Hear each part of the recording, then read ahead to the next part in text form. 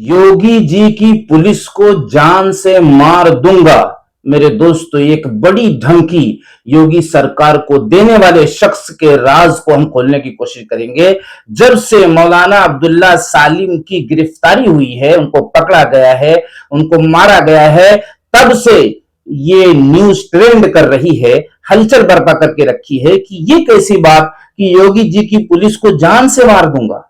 मेरे अजीजों, मेरे दोस्तों, इसलिए आपको जरूर रुकना चाहिए और वीडियो को स्किप नहीं करना चाहिए कि ऐसे ही धमकी देते लोग फिरेंगे तो फिर सीएम इतनी बड़ी कुर्सी हासिल करके क्या फायदा होगा।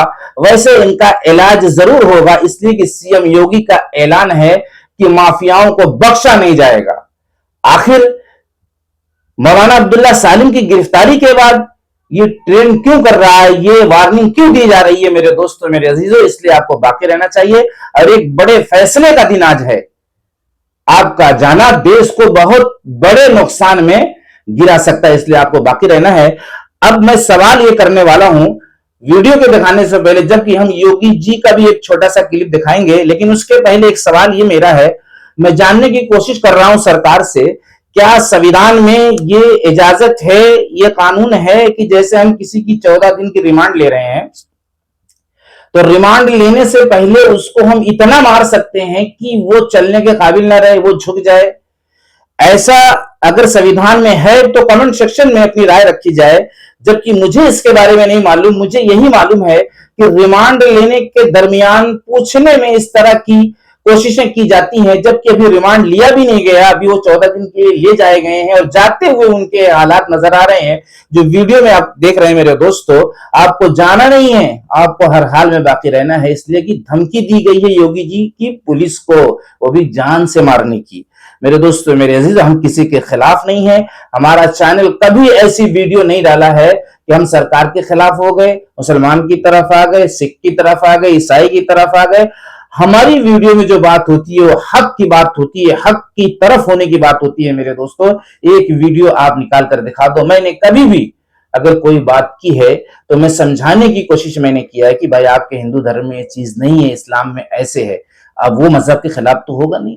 हिंदू धर्म के खिलाफ अगर कोई मुसलमान आएगा तो मैं उसको छोड़ूंगा नहीं, बल्कि उसके खिलाफ भी मैं वीडियो बनाऊंगा और ये बताने की कोशिश करूंगा कि ये इस्लाम धर्म में नहीं है कि आप किसी के मजहब का मजाक उड़ाओ। और मैं ऐसी वीडियो बना भी चुका हूं, आप जाकर देख सकते हैं। सवाल ये है, क्या संविधान, वो वीडियो देखकर जाना है जो धमकी दी गई है, क्या संविधान इसकी इजाजत देता है कि रिमांड में लेने से पहले उस बंदे की हालत ऐसी कर दो कि वो उठने और वो जो है चलने के काबिल न रह जाए, वो सीधा खड़ा होने के काबिल न रह जाए। कहीं ये कानून की खिलाफ वर्जी तो नहीं है? कहीं ये अपनी सोच इसमें दाखिल तो नहीं है? जबकि हमें संविधान से चलना है। संविधान एकदम कानून का जो रास्ता बनाया गया संविधान के अंदर, उसमें किसी को आपत्ति नहीं हो सकती, इसलिए कि संविधान बहुत समझबूझ कर बनाया जाता है। हाँ, सारे नागरिक की राय, जो बड़े बड़े ओहदे पर होते हैं, उनके इत्तेफाक से संविधान में कोई कानून तय होता है, जो बड़े बड़े पद पे लोग हैं। तो फिर जाहिर सी बात है, आपत्ति का कोई सवाल ही नहीं है। आज आपत्ति काहे की मची हुई है, काहे की फैली हुई है? इसी की तो फैली हुई है कि संविधान के खिलाफ हो गया, संविधान के खिलाफ हो गया, वरना देश को खूबसूरत बनने से कोई रोक नहीं सकता। हाँ, तो ये चीज। दूसरा ये है कि ज्यादातर हिंदू भाइयों का ये कमेंट आ रहा है मेरी वीडियो पर कि उनको बोलने से पहले सोचना चाहिए था। दो वीडियो मुझे दिखानी है योगी जी की, जो सारे माफियाओं के लिए जरूरी है, सारे नागरिक के लिए जरूरी है, और जिसने धमकी दी है। ये दोनों वीडियो खास है मेरे दोस्तों, मेरे अजीजों। आपका मैं दिल से कैसे शुक्रिया अदा करूं कि आपने मेरा कितना सपोर्ट किया है पिछली वीडियो में। मेरे दोस्तों, आप हक के साथ हैं, आप हक परस्त मुझे ज्यादातर लोग इसमें नजर आए हैं। इसमें कमेंट आया हिंदू भाइयों का, मुस्लिम भाइयों का भी, कि मौलाना को पहले सोचना चाहिए था बोलने से पहले। और ऐसे कई कमेंट हैं, कितना कमेंट मैं दिखाऊं मेरे दोस्तों, मेरे अजीजों। आपका शुक्रिया अदा करते हुए बस मैं इतना कहना चाहता हूं, यही बात तो मैं भी बोल रहा हूं वीडियो के अंदर, कि मौलाना को ऐसी भाषा का इस्तेमाल अगर सरकार हमारी भी आ जाए, अगर सरकार हमारी भी आ जाए, फिर भी नहीं करना है। क्यों? इसलिए कि इस्लाम इसकी इजाजत नहीं देता, अल्लाह इसकी इजाजत नहीं देता। हाँ, किसी को तिरछी आंख अगर आप देखे हैं तो उसकी भी भरपाई होकर रहेगी, उसका भी नुकसान, उसका भी दंड आपको झेलना पड़ेगा, चाहे वो मुसलमान हो या ना हो। ये इस्लाम है। हाँ, और दुनिया की परेशानी, दुनिया में किसी को कितनी भी सजा दे दी जाए, उसकी हैसियत बस इतनी है। मैं इस्लाम के अकीदे की बात कर रहा हूं, मैं किसी मजहब के खिलाफ न कभी आया था और न इंशाल्लाह आऊंगा, इसलिए कि मुझे भेदभाव दुनिया से खत्म करना है। आप मेरी वीडियो को गहराई से अगर देखोगे मेरी बात को, तो आपके बात समझ में आ जाएगी, कहीं से अगर हिंदू मुसलमान नजर आ गया। दुनिया की जो परेशानी है वो वक्ती और आर्जी है।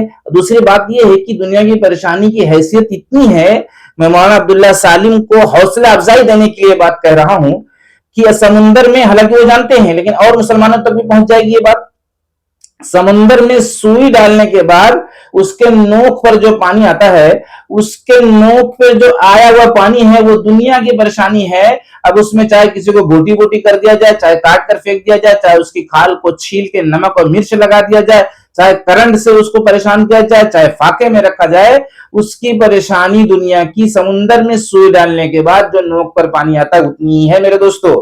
हाँ, ये मुसलमानों का अकीदा है, ये इस्लाम का ऑर्डर है, हुक्म है।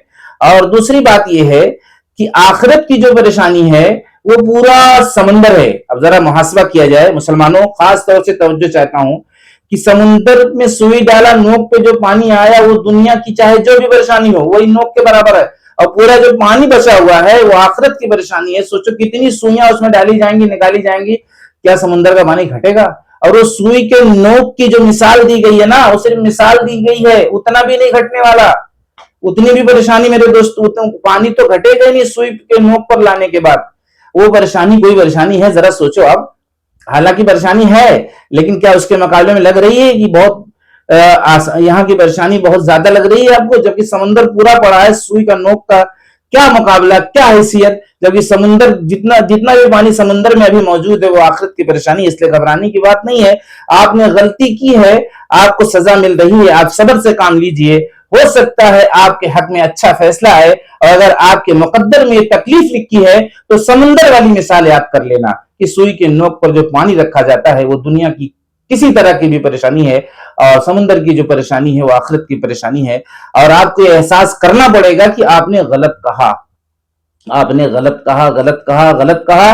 मैं तमाम उलमा किराम को कहना चाहता हूं कि कोई भी ऐसी बात ना की जाए जो नबी के तरीके के खिलाफ हो। आप नबी की पूरी पूरी हिस्ट्री देखिए, पूरा इतिहास पढ़िए कि क्या इस तरह किसी को तकलीफ पहुंचाने वाला जुमला मिंबर से वो बोलते थे? नहीं बोलते थे, नहीं बोलते थे। कचरा फेंकने वाली औरत को माफ कर रहे हैं, और उनके बिस्तर को गंदगी से भर दिया एक शख्स ने, उसको माफ कर रहे हैं। ओझड़ियां फेंकी जा रही हैं, माफ कर रहे हैं। पत्थरों की मार बढ़ रही है, खून से लहूलुहान हो चुके हैं, माफ कर रहे हैं। मेरे दोस्तों, ऐसे नबी की हम उम्मत हैं सल्लल्लाहु अलैहि वसल्लम, तो उसी के नक्शे कदम में हमारी दुनिया और आखिरत की कामयाबी है। आइए मेरे दोस्तों, अब आप योगी जी का वो बयान सुनिए। वीडियो लंबी होगी इसलिए कि इंप्रेशन को आगे ले जाना रहता है, वॉच कराना रहता है, इसलिए वीडियो आगे जाती है और बहुत बड़ा इंसाफ लोगों को मिलता है। आइए योगी जी की वीडियो देखिए, उसके बाद जिसने धमकी दी उसकी वीडियो देखिए, उसके बाद वीडियो का इख्तिताम करते हैं। और बहुत बहुत शुक्रिया मेरे दोस्तों, वीडियो में बड़ी गहराई, बड़ा राज होता है, हर चीज मैं बता नहीं सकता वीडियो के अंदर, इसलिए आपको चुपचाप वीडियो को देखना चाहिए खामोश होकर, और समझने की कोशिश करना चाहिए, और अपनी राय कमेंट सेक्शन में रखने की कोशिश करना चाहिए। उत्तर प्रदेश में तो हमने बुलडोजर से रौंद रौंद करके इन माफियाओं की कचमूर निकाल करके उत्तर प्रदेश की धरती से। ये वीडियो आपने देखा ना, अब ये वीडियो देखिए जिसने धमकी दिया है। और आप ये सोचकर मत भागना, ये वीडियो तो देखी है, पहले की है मेरे दोस्तों, मेरे अजीजों।